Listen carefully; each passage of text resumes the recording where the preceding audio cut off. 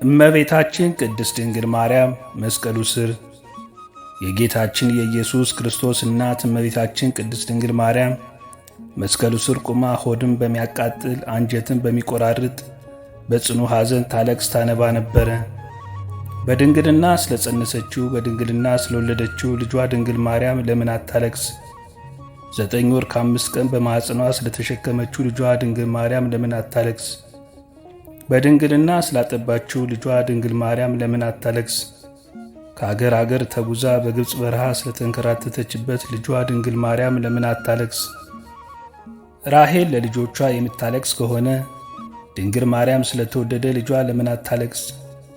ራሔል ከአንድ ቦታ ወደ አንድ ቦታ ይዛቸው ላልተሰደደቻቸው ልጆቿ የምታለቅስ ከሆነ ድንግል ማርያም በስደትና በስቃይ ወደ በረሃ ይዛው ለተሰደደችው ልጇ ለምን አታለቅስ?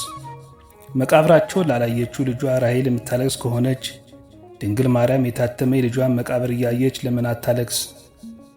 የ12 ነገድ አባት ሽማግሌው ያዕቆብ ስለ ልጁ ስለ ዮሴፍ ያለቀሰው ለቅሶ ዛሬ አዲስ ሆኖ ተገኘ። ያዕቆብ ልጁ ዮሴፍን ወንድሞቹ ሲያስሩት አላየም። ድንግል ማርያም ግን ልጇ በመስቀል ላይ ተቸንክሮ አይተዋለች። ያዕቆብ ወንድሞቹ ዮሴፍን ከጉድጓድ ሲጥሉት አላየም። ድንግል ማርያም ግን በአይሁድ አደባባይ ልጇ ተሰቅሎ አይተዋለች። ያዕቆብ ወንድሞቹ ልብሱን ገፈው ሲሸጡት አላየም።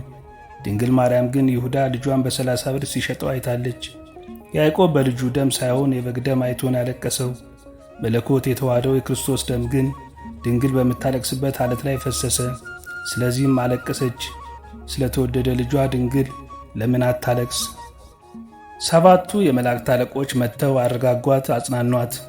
እርሷ ግን በመስቀል ላይ የተሰቀሉ ልጇን እያየች ለቅሶ መተውን መጽናናትንም አልተወችም። አባቷ ዳዊት እሳት በሆነ ፈረስ መጥቶ አጽናናት። እርሷ ግን ለቅሶ መተውን አልቻለችም። እስከ 3 ቀን ድረስም እህል ውሃ አላለችም። ከወለደችው ጀምሮ ልጄ እያለች በስጋት የኖረች እናት የአሁኑ የልጇ ነገር ግን የመረረ ሆነባት። ልጇን ፊት ለፊት በመስቀል ላይ እያየች እንዴት ብላ ትታክስ? እንዴትስ ብላ ትጽናና? አለመጽናናቷን ያየ ልጇ ወዳጇ እነኋት እናቴን ብሎ የወደው ለነበረው ለደቀ መዝሙሩ ለዮሐንስ አስረከባት። የደሙን መፍሰስ የጎኑን መወጋት የልጇን ሞት ባየች ጊዜ ከሐዘን ብዛት እንዳትሞት ለሚወደው ደቀ መዝሙር ለዮሐንስ ከሐዘን የምታረጋጋ የመዳን ተስፋ የሆነች እናት ከመስቀሉ ስር በመገኘቱ እነኋት እናት ብሎ የእርሱን እናት ሰጠው። በቀራንዮ ለሚገኙ ሕማሙና ሞቱን ለሚዘክሩ ሁላ በዮሐንስ አማካኝነት እናት ተሰጠችን። ቤት ከገባችን በኋላም መጽናናትና ለቅሶ መተውን አልቻለችም።